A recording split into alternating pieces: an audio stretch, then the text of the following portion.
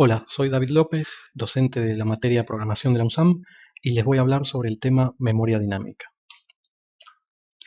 En primer lugar, lo que vamos a hacer es repasar un poco algunas cuestiones que tienen que ver con memoria y direcciones que vienen del tema anterior. Recuerden que la memoria se divide en celdas cada una de un byte, esto es 8 bits. Cada celda tiene una dirección única, ¿sí? Esto significa que no podemos tener dos celdas con la misma dirección. Cuando yo tengo una variable en un lenguaje en C, esa variable me va a ocupar una o más celdas y cada una de estas variables que yo pueda tener en un programa van a tener asociada una dirección. Y esta dirección va a ser la dirección de la primera celda que ocupan, ¿sí? En caso de que ocupen más de una celda, por supuesto. El operador ampersand nos permite conocer la dirección de memoria en la que está alojada una variable. Respecto de punteros, sabemos que un puntero es un tipo especial de variable que permite almacenar una dirección de memoria. Se dice que un puntero apunta a una variable si su contenido es la dirección de esa variable. Para declarar un puntero, lo que tenemos que hacer es indicar a qué tipo de datos va a apuntar, ¿sí? Esto es, si va a apuntar a datos int, float, algún tipo de estructura, void, que es un tipo genérico que vamos a ver más adelante, etc. ¿Sí? Por ejemplo, algunas declaraciones de puntero podrían ser int asterisco p1, donde estoy declarando un puntero que me va a permitir apuntar a variables de tipo int, ¿sí? Lo mismo con p2 para variables de tipo float, y en el caso de p3 me va a permitir apuntar, o lo que es lo mismo, almacenar direcciones de memoria que correspondan a estructuras de tipo producto. El operador indirección, que es el asterisco, nos permite acceder al valor apuntado por un puntero, ¿sí? Esto lo vamos a poder hacer siempre y cuando ese puntero, por supuesto, contenga una dirección de memoria válida, ¿sí? Esto, dicho de otra forma, lo que significa es que, dada una dirección de memoria, podemos acceder al valor que se encuentra almacenado en dicha dirección. Hay una relación bastante estrecha entre lo que son punteros y vectores, dado que los nombres de vectores y de matrices son en sí punteros. Es decir, su nombre, ¿sí? En el caso del nombre de un vector o de una matriz, apunta al primero de sus elementos, es decir, al comienzo de ese vector o esa matriz. Entonces, podemos usar indistintamente los operadores asterisco y subíndice para poder acceder a un elemento de ese vector o esa matriz. Por otro lado, también habíamos tratado en el tema anterior eh, el procedimiento que tiene que ver con aritmética de punteros, que consiste en sumar o restar un entero a un puntero de forma tal de moverse apuntando a diferentes elementos de un vector o una matriz. A modo de resumen, tenemos esta tabla que es bastante interesante y que nos muestra algunas equivalencias con los distintos operadores, ¿sí? Es decir, si nosotros tenemos b, que es un vector, y la variable i es una variable de tipo entero, entonces, por ejemplo, b es lo mismo que la dirección de memoria del primer elemento del vector, ¿sí? Si hacemos aritmética de punteros haciendo b más i, lo que vamos a obtener es la dirección de memoria del elemento i de ese vector. Si hacemos b más i, es decir, le aplicamos aritmética a el vector b, desplazándonos y elementos hacia adelante, ¿sí? A partir del comienzo, y a eso le aplicamos el asterisco para hacer una indirección, es decir, obtener el valor. Bueno, justamente acá en el lado derecho lo que nos muestra es que estamos obteniendo el valor que está almacenado en la posición i del vector, ¿sí? Y la última fila, ¿sí? Sería como un caso particular del que ya vimos. Hacer indirección de b sería lo mismo que el anterior cuando i vale 0. Esto nos da el primer elemento del vector. Respecto de las matrices, tenemos que tener en cuenta que son vectores de vectores, ¿sí? Donde si M, por ejemplo, es una matriz de dos dimensiones, entonces M subíndice I me va a dar a su vez otro vector que corresponde a esa fila I. Hay algo importante que es el valor null, que es una constante entera, ¿sí? Es decir, algo que yo lo puedo definir con numeral define, solamente que en este caso está predefinida en la biblioteca stdlib, en realidad en el archivo stdlib.h. ¿Y para qué se utiliza este valor? Bueno, si yo tengo un puntero que tiene asignado este valor null, lo que significa es que en ese momento ese puntero no apunta a nada válido, ¿sí? No contiene ninguna dirección válida. Entonces, en ese caso, no se puede utilizar el operador asterisco o indirección para obtener el valor. Esto lo vemos en este fragmento de código de ejemplo, donde tenemos un programa donde declaramos un puntero p que apunta a datos de tipo int. A p le asignamos el valor null, ¿sí? Es decir, una dirección de memoria nula.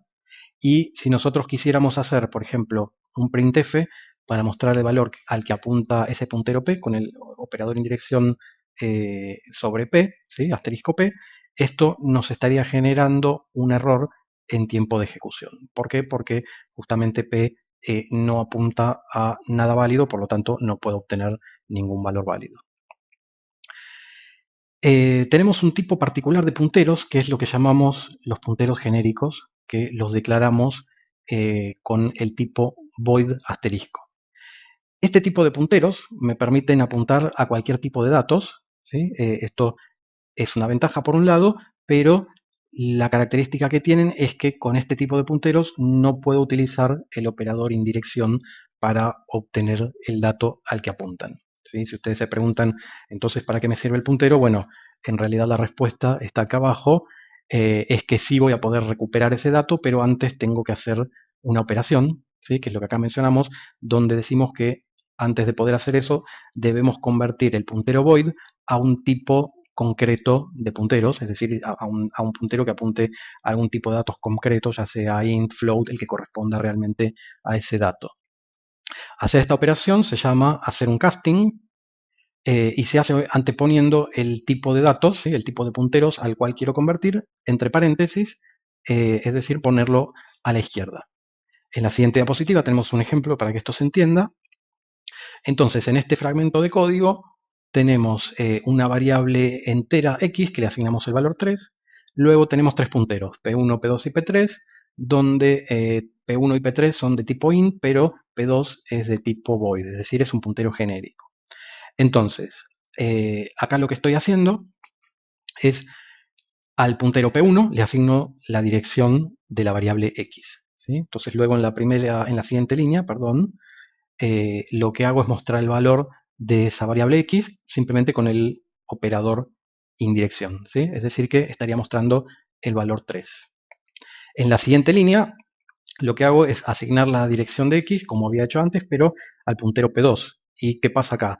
Bueno, acá tenemos que tener cuidado porque p2, recuerden que lo tenemos acá definido, es un puntero genérico. Por lo tanto, si yo quisiera ejecutar esta línea que está comentada, ¿sí? Para hacer lo mismo que hice antes, mostrar el valor al que apunta el puntero, bueno, esto me daría un error de compilación. ¿Por qué? Porque justamente es un puntero genérico y no puedo aplicar ese operador, ¿sí? Bueno, el tercer caso, lo que hacemos es, hacemos esto mismo, pero de la forma correcta, la forma en que realmente se puede hacer, que es agarrar este puntero P2, aplicarle este casting, ¿sí? Recuerden que esto era lo que mencionábamos en la diapositiva anterior, es decir, lo estoy convirtiendo a un puntero de tipo int, por eso es que tenemos entre paréntesis el nombre del tipo que es int y con el asterisco porque no deja de ser un puntero, y una vez que todo esto yo lo tengo convertido, bueno, ahí sí, no se olviden de aplicar este operador, este asterisco que es el operador en dirección para realmente obtener el valor. Y como último caso, ¿sí? Lo que tenemos es otra línea que también está comentada, donde estamos tratando de aplicar el operador indirección al puntero P3, y acá no sé si ustedes ya se dieron cuenta que habría algún problema.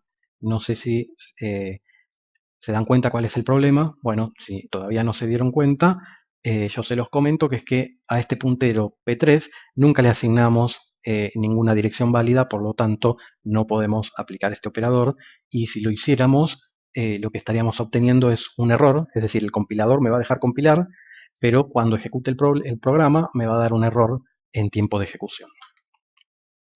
Bien, ahora sí, habiendo hecho una revisión de general de lo que son los punteros, que es muy importante para poder entender este tema, sí podemos hablar de lo que es memoria dinámica concretamente. Entonces, ¿a qué le llamamos memoria dinámica? Bueno, la memoria dinámica es aquella que se puede reservar o liberar durante la ejecución de un programa de acuerdo a las necesidades que tenga ese programa, ¿sí? Esto va, digamos, en contraposición a la memoria que veníamos usando hasta ahora, que es la que se llama estática, cuyo tamaño quedaba fijo cuando yo escribía el código. Por ejemplo, si yo tenía este fragmento de código donde declaraba un vector de 1000 elementos enteros, bueno, ese vector iba a tener un tamaño de 1000 elementos y para modificar eso solamente lo puedo hacer si modifico el código del programa. ¿Está bien? Pero si de pronto durante la ejecución del programa yo me encuentro con que necesito más elementos, bueno, no lo podía modificar. Con memoria dinámica yo sí lo voy a poder hacer en la medida que necesite. Entonces, para poder reservar memoria dinámica, tenemos que usar algunas funciones de biblioteca que están en la biblioteca stdlib. Y las funciones principales son estas cuatro, que son con las que vamos a trabajar. La función malloc nos permite reservar un bloque de memoria, ¿sí?, del tamaño que yo le indique a la función.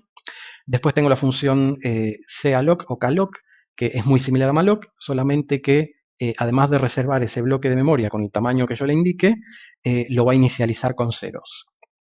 Por otro lado, tenemos la función realloc, que me permite cambiar el tamaño de un bloque que yo ya había reservado previamente.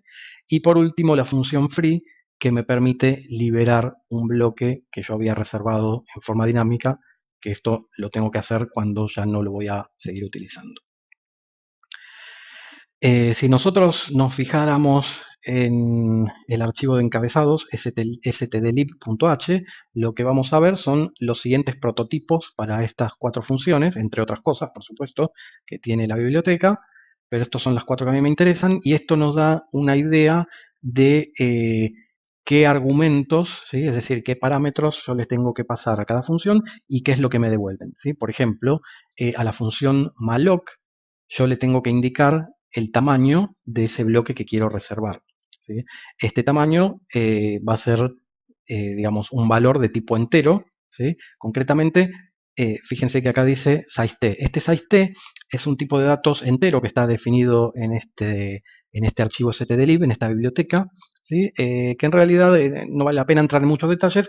Es como si fuese un int, solamente que de mayor tamaño. ¿Por qué? Porque yo podría llegar a trabajar con tamaños muy grandes, de forma tal que ese tamaño yo no lo pueda representar con un int, ¿sí? Pero ustedes imagínense simplemente que es un int, y de hecho si ustedes van a trabajar con bloques razonablemente chicos, ¿sí?, es decir, menores al giga de tamaño, bueno, sería lo mismo que un int. En el caso de la función calloc, bueno, si bien hace similarmente lo mismo que malloc, ¿sí?, la diferencia es que para especificar el tamaño del bloque yo tengo dos argumentos. Uno es la cantidad de bloques y otro es el tamaño del bloque, ¿sí? Entonces yo a esta función le digo quiero tantos bloques de tanto tamaño, y en definitiva lo que hace la función es multiplicar este valor, o sea, el primer argumento, por el segundo, y eso le va a dar la cantidad total de bytes que va a reservar, ¿sí? A su vez, esta función, en realidad tanto malloc como calloc y realloc que vamos a ver ahora, fíjense que lo que está acá a la izquierda es el tipo de datos que devuelve, ¿sí? Es decir que estas tres funciones devuelven un puntero genérico de tipo void. ¿Por qué devuelven un puntero genérico? Bueno, imagínense que estas funciones yo las uso en forma genérica para reservar memoria, pero yo la memoria esa que reservo la podría utilizar para diferentes tipos de datos. Por lo tanto, me tiene que devolver un puntero que después a mí me sirva para almacenar cualquier tipo de datos. Por supuesto, vamos a ver después en los ejemplos que yo ese puntero en realidad lo voy a convertir al tipo de puntero concreto que corresponda al tipo de datos con el que yo voy a trabajar. Bueno, entonces, continuando, la función realloc, lo que le tengo que pasar es un puntero de tipo void, ¿sí?, que corresponde al bloque de memoria que yo tenía reservado anteriormente, y le paso un nuevo tamaño, ¿sí? Recuerden que esta función es para cambiar el tamaño de un bloque de memoria que yo ya tenía reservado. Entonces, este nuevo tamaño puede ser más chico o más grande que el que yo tenía inicialmente. La función entonces lo que va a hacer es liberar el bloque nuevo, perdón, liberar el bloque viejo y reservar un bloque nuevo con el nuevo tamaño, y a su vez se va a encargar de copiar los datos que teníamos en el bloque viejo en el bloque nuevo, por supuesto teniendo en cuenta las diferencias de tamaño, ¿sí? Es decir, si yo tengo, si yo cambio el tamaño a un valor mayor al que tenía, bueno, por supuesto en mi nuevo bloque voy a tener todos los datos que tenía antes, más un espacio, digamos, con basura o valores al azar, de sobra, ¿sí? Si yo cambio el tamaño por un tamaño menor, bueno, la función va a copiar los datos, pero solamente una parte, que es hasta donde entre en ese nuevo tamaño que es menor al inicial. Y por último, la función free, yo simplemente lo que tengo que hacer es pasarle un puntero al bloque que estoy queriendo liberar, y no sé si notaron esta pequeña diferencia. Si ustedes se fijan acá a la izquierda, la función, el tipo de datos que devuelve es void, pero sin el asterisco, ¿sí? Esto significa que no devuelve un puntero genérico, sino que directamente no devuelve nada, ¿sí? Recuerden esto de, bueno, cuando ustedes estudian funciones en informática, que una función declarada con void simplemente es que no devuelve ningún valor, ¿sí? Esto, bueno, acá lo tenemos aclarado. Y entonces, ahora que vimos la teoría, vamos a ver algún ejemplo en código de cómo utilizar esta memoria dinámica, ¿sí? Bueno, una cosa antes de pasar a los ejemplos que no aclaré es que, es lo que tenemos mencionado acá, cada una de estas funciones que devuelve memoria, ¿sí? Que devuelve, reserva y devuelve memoria, estas tres primeras, podría darse el caso de que si no hay memoria suficiente disponible para reservar ese bloque, bueno, en realidad el valor que me va a devolver como puntero es el valor null.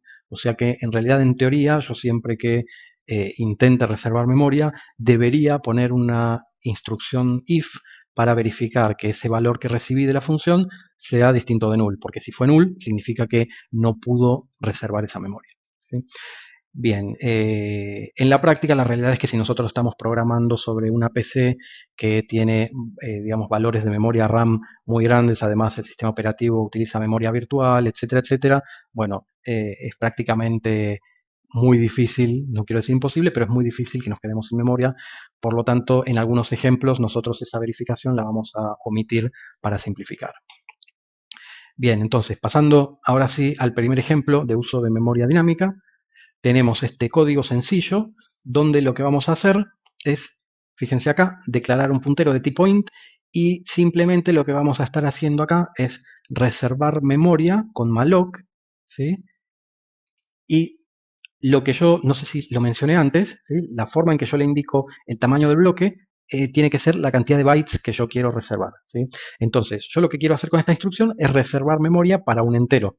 ¿Cuánto ocupa un entero? Bueno, sabemos nosotros que son 4 bytes, pero la forma correcta, y para no equivocarnos, ¿sí? La mejor forma es utilizar este operador sizeof, donde me va a devolver justamente el tamaño exacto que ocupe un entero, ¿sí? Entonces, malloc con ese valor me va a devolver un bloque de memoria que me permite almacenar un entero, y esto me lo devuelve en forma de un puntero genérico. Recuerden que ese puntero yo lo tengo que convertir al tipo de datos que quiera usar, en este caso int. Esto es lo que estoy haciendo acá, ¿sí?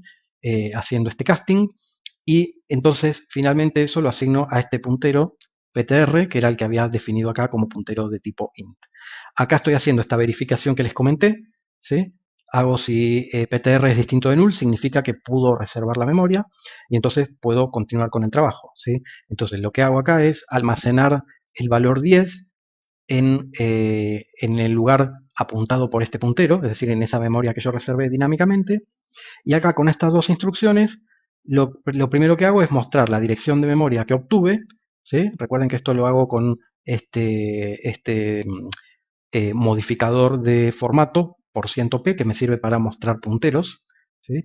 Y en la línea de abajo lo que voy a estar haciendo es mostrar el contenido, es decir, el valor apuntado por ese puntero. Por eso fíjense que acá, en lugar de mostrar el puntero, tengo el operador indirección, ¿sí? Por último, acá con free libero esa memoria que había reservado, y esta última línea, si bien no es obligatoria, se considera que es una buena práctica cuando yo libero un bloque de memoria, el puntero asignarle el valor null. ¿Por qué? Porque la función free, si bien pone en disponibilidad ese bloque de memoria para que se pueda utilizar para otra cosa, no me va a modificar el valor del puntero. Entonces yo tendría o seguiría teniendo un puntero con una dirección de memoria, es decir, que me está apuntando a un bloque de memoria que en realidad no es válido, no lo puedo utilizar más. ¿Sí? Entonces, para evitar errores, suponiendo, en este caso no tiene mucho sentido porque justo termina el programa, pero si el programa continuara, bueno, sería bueno, es una buena práctica asignarle null a este puntero para garantizarme que yo ya no voy a poder utilizar más este puntero para acceder a ese bloque de memoria. ¿Sí? Entonces, bueno, vamos a ejecutar este programa para que se muestre qué es lo que hace. Y fíjense que acá en la parte derecha vemos el resultado. ¿Sí? Eh, me dice que el puntero recibió el valor como dirección, esto que está acá, ¿sí? Esto que está acá es un valor numérico, pero que está en formato hexadecimal. ¿Sí? No sé si alguna vez oyeron hablar del formato hexadecimal. Bueno, más adelante, igual en la materia, lo vamos a ver en detalle, pero es otra base numérica, ¿sí? En lugar de ser base 10, como nuestro sistema decimal, es base 16, y eso hace que yo pueda representar números más grandes con menor cantidad de dígitos. ¿Sí? En este caso, bueno, de casualidad me dio un valor donde todos los dígitos son números, pero bueno, ustedes se van a encontrar con que puede incluir letras, ¿sí? Desde la A hasta la F, que son los 16 símbolos que puede tener cada dígito en este sistema. ¿Sí? Bueno, y por último, el contenido de la dirección es 10, que es el valor que yo había almacenado acá. ¿Sí? Entonces, esto sería un ejemplo sencillo. Un ejemplo más completo de uso de memoria dinámica sería el siguiente, donde vamos a definir una estructura, ¿sí? Struct producto, que tiene estos tres campos: el nombre, que es una cadena de caracteres de hasta 10 caracteres, precio, que es un float, y stock, que es un entero. Y a esta estructura le vamos a dar un alias al tipo de datos para llamarlo directamente prod y que sea más sencillo. ¿Sí? Después vamos a ver en definitiva que este programa lo que me va a permitir es ingresar valores de productos, ¿sí? Hasta que yo finalice cuando introduzco un asterisco como nombre de producto, y el programa lo que va a hacer es esos productos los va a almacenar en un archivo. Ese archivo después lo va a cerrar y lo va a volver a abrir, y los va a almacenar en un vector, y para hacer todas esas operaciones va a utilizar memoria dinámica. Entonces, bueno, tenemos una serie de funciones. La primera función es grabar, que recibe un puntero que actuaría como un vector de productos, y esta variable n, o sea, o mejor dicho, este parámetro n, que es la cantidad de elementos que tengo en ese vector, bueno, declara un archivo y una variable entera para verificar. Abre el archivo productos.dat para escritura, verifica que haya abierto correctamente el archivo, y si se abrió bien ese archivo, vamos a hacer un fwrite, ¿sí? Grabando lo que tenemos en el vector, diciendo que el tamaño de cada elemento es lo que ocupe un producto, y cuántos productos quiero grabar. Bueno, n, que son los que me dijeron que tenía el vector, y eso lo voy a hacer sobre el archivo. Bueno, verifico que la cantidad grabada sea la que había pedido. Si no fuese así, bueno, muestro un error. Después cierro el archivo verificando que no haya habido problemas, y eso es lo que hace la función. Después tengo la función leer, que hace algo similar, pero a la inversa. ¿Sí? Yo le tengo que pasar como información una cierta cantidad de elementos. O sea, para este ejemplo en particular, bueno, se definió que yo sabía la cantidad de elementos que tenía en el archivo. No en todos los casos va a ser así, pero en este ejemplo esto es así. Entonces, la función lo primero que hace entonces es, como ya sabe cuántos elementos va a tener que leer del archivo, utiliza memoria dinámica para reservar un bloque de memoria que me permita almacenar n elementos de tipo producto. ¿Sí? Perdón que se actualizó ahí el sitio que estoy utilizando para compilar y ejecutar online, pero esto era lo que teníamos acá, ¿sí? Por eso hago sizeof de un producto por n. Y fíjense acá que la memoria que me devolvió malloc la tengo que convertir al tipo de punteros producto, ¿sí? Bueno, entonces, si una vez que reserve esa memoria, bueno, simplemente abro el archivo para lectura y hago un fread de n productos, bueno, con las verificaciones habituales, ¿sí? Y llegamos finalmente al programa principal, donde declaro, bueno, unas cuantas variables que voy a necesitar. Entre ellas, esto es lo más importante, B, que es un vector de productos, ¿sí? En realidad lo voy a usar como vector de productos. Por ahora es simplemente un puntero a productos que lo inicializo con el valor null. Luego pido al usuario que ingrese el nombre de un producto, avisándole que con un asterisco finalizo. bueno, acá leo efectivamente el nombre y luego entro en un ciclo donde voy a comparar ese nombre que yo leí con asterisco. ¿Sí? Recuerden la función strcmp de la biblioteca string.h, ¿sí? Si la función me devuelve un valor que es distinto de 0, es porque las dos cadenas que estoy comparando no coinciden. ¿Sí? Entonces, con eso me aseguro que el nombre no fue asterisco. Entonces, lo que hago es incrementar n, que lo había inicializado en 0, y va a ser el contador de productos ingresados. Y acá voy a hacer un realloc, ¿sí? Del vector b o el puntero b que inicialmente tenía el valor null, es decir, que es un bloque que en realidad no tengo nada reservado todavía. ¿Está bien? Con eso empiezo.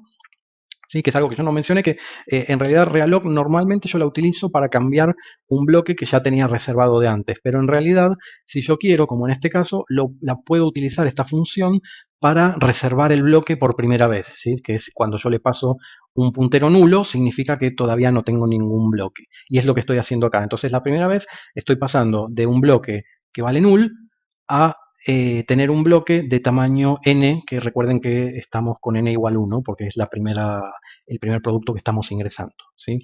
Entonces, a partir de acá, bueno, convierto el tipo de puntero y ya tengo espacio para almacenar un producto. ¿Sí? Entonces, lo que hago es, en el campo nombre de esta estructura, ¿sí? De el elemento n-1, recuerden que como los vectores empiezan en 0, si yo tengo un vector de n elementos, el último elemento siempre es el n-1. Entonces, en ese último elemento, que por ahora es el único que tengo, en el campo nombre le voy a copiar lo que tenía en este string nombre, que es un string aparte que lo estoy utilizando como almacenamiento temporal para el nombre, ¿sí? Cuando todavía no verifique si realmente es un asterisco o es un nombre válido.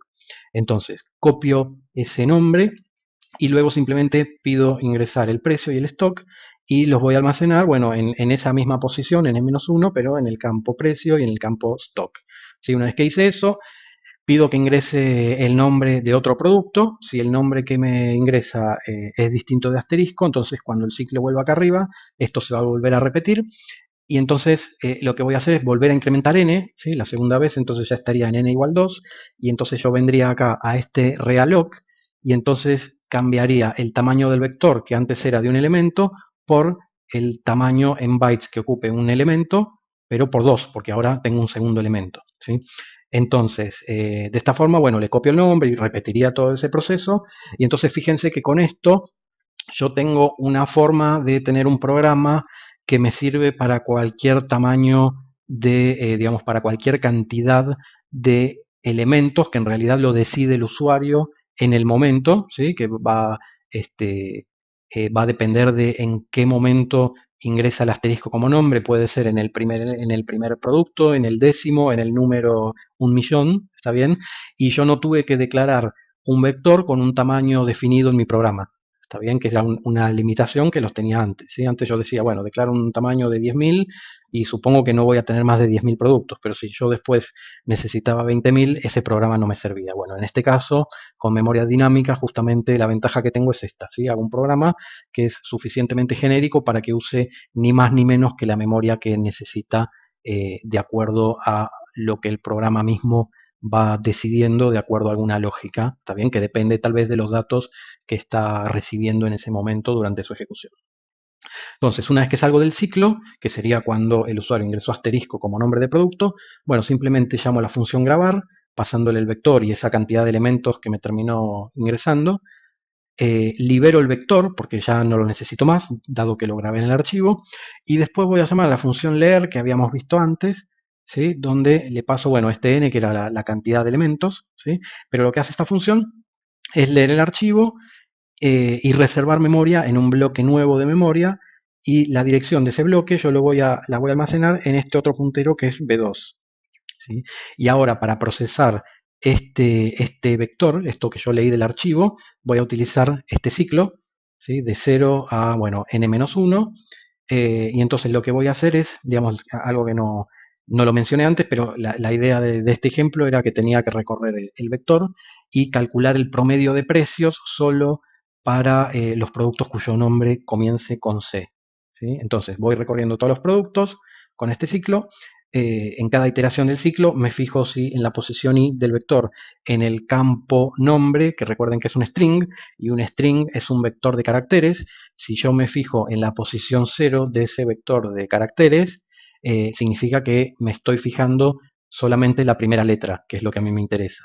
Por eso yo estoy comparando este valor, ¿sí? Todo este valor, con la C entre comillas simples, ¿sí? Recuerden que comillas simples significa un char, ¿sí? Es decir, un carácter sencillo, que no es lo mismo que una, una cadena de caracteres, que es lo que utilizo con las comillas dobles. ¿Sí? Entonces, si se cumple esta condición, bueno, yo tengo una variable llamada total que la había inicializado en 0 al principio, y cuando yo digo más igual, esto es una forma abreviada del lenguaje C de decir total es igual a total más lo que tenga acá. Entonces a total le estoy sumando lo que ya tenía más el precio de este elemento, ¿está bien? De la posición i. Y a su vez con este contador C, al incrementarlo en 1 voy contando la cantidad de productos que cumplieron esta condición de que su nombre empiece con C. Cuando termino de recorrer el vector con el ciclo, bueno, directamente puedo liberar la memoria porque no necesito más los valores, ya tengo lo que yo necesitaba para calcular.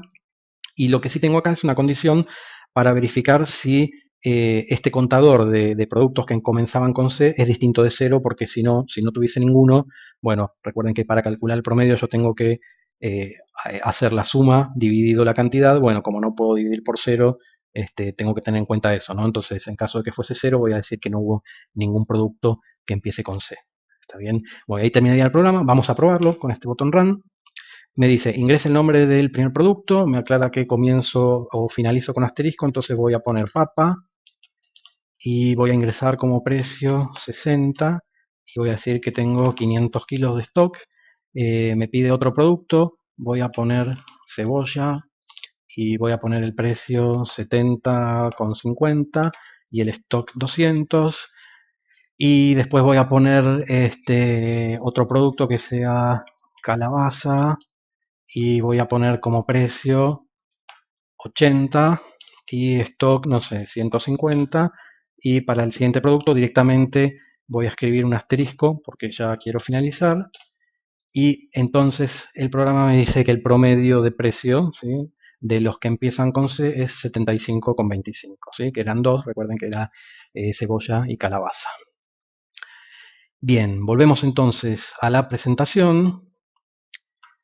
Y el último tema que nos queda para lo que es memoria dinámica es la distinción entre los dos espacios separados de memoria que tengo, tanto cuando yo reservo memoria en forma estática, que es la que veníamos utilizando antes, hasta ahora, ¿sí?, la forma tradicional con las variables locales, que se reserva en algo que se llama stack, que es una especie de pila, ¿sí?, que solamente es válida mientras se está ejecutando esa parte del programa, ¿sí? Esto quiere decir que, por ejemplo, si yo tengo una variable que la estoy reservando dentro de una función, esa variable va a estar almacenada en una memoria que solamente existe o es válida mientras yo estoy dentro de esa función ejecutando, ¿sí? Si yo la quisiera acceder fuera de esa función o, digamos, en un momento en que la función no se está ejecutando, tendría un problema, ¿sí? Entonces esto es lo que dice acá.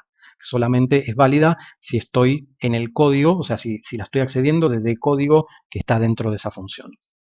En cambio, la memoria que yo reservo en forma dinámica, ¿sí?, la que reservo con malloc, calloc o realloc, se reserva en otra zona de memoria, que es lo que se llama el heap, que, bueno, la traducción sería montón, y que esta memoria va a seguir siendo válida, no importa en qué parte del programa yo esté ejecutando y en qué momento, hasta que solamente, digamos, va a dejar de ser válida cuando yo la libere, que esto lo hago con la función free. ¿Está bien? Y bueno, por supuesto, en realidad hay otro caso que es que deja de ser válida cuando el programa termina. ¿Está bien? Cuando el programa se termina, el sistema operativo automáticamente suele liberar toda la memoria. Pero sacando ese caso, va a seguir siendo siempre válida, salvo que yo la libere con la función free. Entonces, para ilustrar esto, vamos a ver el último ejemplo, donde vamos a mostrar esta diferencia y qué problemas me puede traer si yo no tengo cuidado, ¿sí? Entonces, para mostrar esta diferencia entre el stack y el heap, tenemos este ejemplo donde yo primero lo que voy a hacer es declarar una estructura que simplemente adentro contiene dos punteros de tipo int, ¿sí? Entonces por esa estructura la llamamos struct dos punteros y tiene un campo que se llama p1 y otro p2. Ambos son punteros de tipo int, ¿sí? Después yo tengo una variable, perdón, una función que se llama prueba, que no recibe nada y devuelve como resultado, o sea, el valor que devuelve la función es una variable de tipo de esta estructura, ¿sí? Es decir, devuelve una estructura, dos punteros, es decir, una estructura que adentro tiene estas dos cosas. Entonces, lo que hace la función internamente es lo siguiente. Primero, declara una función, declara una variable int que se llama x. Como yo la declaré normalmente, ¿sí? Declarándola de esta forma, esta memoria se va a reservar en el stack, ¿sí? Después declaro una variable del tipo de esta estructura dos punteros, ¿está bien? Y voy a empezar a trabajar con esta estructura, ¿sí? Primero lo que hago es a esta variable que yo reservé acá, x, le doy el valor 10.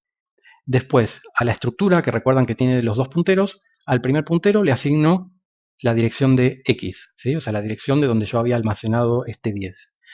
Y al puntero P2 le voy a asignar una dirección, pero que va a salir de una reserva de memoria dinámica que voy a hacer con la función malloc, pasándole como tamaño del bloque que quiero reservar lo que ocupa un int, ¿sí? Entonces, en realidad, a este puntero P2 que está dentro de la estructura, lo que hago es reservarle memoria para un entero. Y fíjense que con esto lo que hago es a ese puntero P2, a donde apunta, a esa memoria que reservé, le asigno el valor 20. ¿Está bien? Y finalmente lo que hago acá es retornar, o sea, que cuando la función salga de acá, devuelvo esa estructura que tiene adentro esos dos punteros que recuerden que apuntaban teóricamente a un lugar donde tengo almacenado un 10 y otro donde tengo almacenado un 20. ¿Sí? Recuerden esto que estoy diciendo para después cuando veamos los resultados. Por otro lado, tengo una función que se me ocurrió a mí que se llama usaStack, que bueno, simplemente lo que hace es reserva en forma estática un vector de 10.000 elementos y con este ciclo lo recorre y a cada uno de esos 10.000 elementos le asigna el valor 666. ¿Sí? ¿Por qué ese valor? Bueno, no sé, es un valor divertido, diabólico, no importa. ¿Para qué sirve esto? Bueno, supónganse que para nada, pero es una función que no hace nada malo, en teoría. ¿Sí? Yo declaro un vector y lo uso. Yo cuando tengo un vector puedo almacenar los valores que quiera, siempre y cuando no me vaya de los límites de ese vector. Y bueno, no lo estoy haciendo acá, ¿sí? Estoy haciendo todo correctamente. Entonces, llegando al final, el programa principal, declaro una variable de esta estructura, o sea, del tipo de esta estructura que me permite almacenar dos punteros. A esa variable le asigno lo que me devuelva la función prueba. Recuerdan lo que hacía esta función prueba, ¿no? Esto de declarar la variable con el 10 y con el 20 y almacenar las direcciones en esos dos punteros, ¿sí? Después de eso, llamo a la función usaStack, ¿sí? Que no hace nada útil, como podrán ver, pero bueno, es una función, nadie me impide utilizarla, ¿no? O sea, estaría como simulando otros procesamientos que yo podría tener en el programa para hacer cosas que sirvan, ¿está bien? Y por último, pero antes de liberar la memoria que había reservado, lo que voy a estar haciendo es mostrando P1 y P2, o sea, digamos, las direcciones, ¿sí? Es decir, qué dirección de memoria almacena P1 y P2 y los valores, ¿sí? Fíjense que con el asterisco, o también llamado indirección, muestro el valor que tengo en P1 y el que tengo en P2, ¿sí? En principio, a mí la teoría, si uno lo analiza, me diría que tendría que mostrar entonces 10 y 20, ¿sí? Porque recuerdan que era lo que había almacenado acá. Pero si yo ejecuto con el botón verde, fíjense lo que pasó. La primera línea, que sería digamos, lo que corresponde a P1, esta es la dirección y este es el valor, en lugar de 10 me dice 666. En cambio, P2, bueno, me muestra una dirección que por algún motivo se ve un poco distinta de la primera y sí tiene el valor 20 como yo esperaba. Bueno, entonces la pregunta acá es, ¿qué es lo que falló? Bueno, justamente lo que falló es que yo hice un uso inválido del stack, ¿sí? Vamos a ver qué es lo que pasó, ¿no? Si yo me fijo en esta función, recuerdan que esta variable x, donde yo almacené el valor 10, está en el stack, ¿sí? Entonces, mientras yo esté dentro de esta función, podría acceder a esta variable 10, ¿sí? Una vez que ya la grabé, por supuesto, y va a funcionar todo bien, o sea, voy a ver un 10. Pero fíjense que lo que yo hice fue la dirección donde está almacenado este 10, almacenarlo en P1 después, bueno, hacer otras cosas, y después se supone que yo salgo de la función, ¿está bien? Cuando yo estoy en el programa principal, en este momento entro a la función y cuando ya estoy por acá o por acá se supone que salí de la función. Y habiendo salido de la función, yo estoy tratando de acceder a esa memoria que recuerdan que era estática. Entonces, como la memoria es estática y yo salí de la función, en realidad esa memoria no es válida y se puede utilizar en realidad o se puede pisar con cualquier otra cosa. Bueno, ¿con qué se pisó en este caso? Justamente con el vector que yo usé en esta otra función que necesitaba 10.000 posiciones, entonces por eso se me pisó el valor, ¿sí? En cambio, fíjense, con la otra variable, como yo la reservé, si bien también la reservé dentro de la misma función y la estoy usando fuera de la función, pero como esa memoria yo la reservé en forma dinámica, la puedo usar perfectamente antes de liberarla, por supuesto, y no tengo ningún problema. ¿Sí? Y el último detalle que ustedes, no sé si se habrán dado cuenta, fíjense que las direcciones de memoria esta y esta se ven como bastante distintas, por ejemplo, en tamaño, ¿no? Entonces, bueno, ahí tienen un indicativo, por ejemplo, de que están en zonas distintas, ¿sí? Justamente se ven bastante distintas porque esta está en el stack y esta está en el heap, que era lo que habíamos comentado, ¿sí?